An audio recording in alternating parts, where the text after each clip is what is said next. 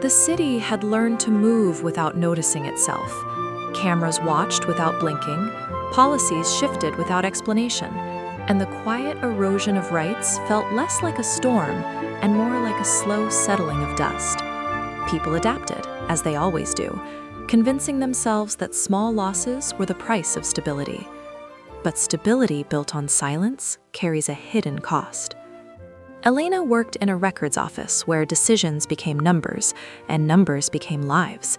She did not make the rules, but she saw their outcomes: families displaced by a line item, voices erased by a checkbox, dignity reduced to compliance.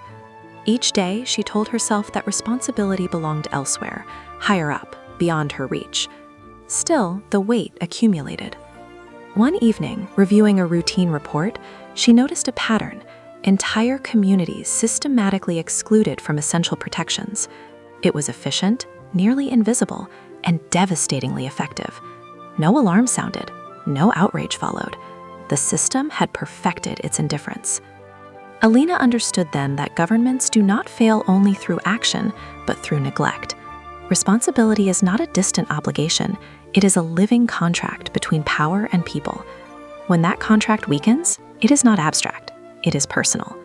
She began to document what she saw, carefully, methodically, not as an act of rebellion, but as an act of responsibility. Truth, once recorded, resists erasure. Others noticed. A colleague asked questions. Another quietly contributed data.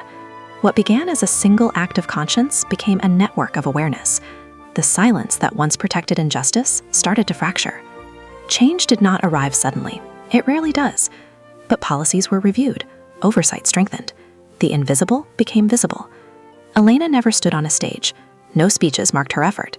Yet her actions carried weight, proof that responsibility does not belong solely to those in power, but also to those who witness its use.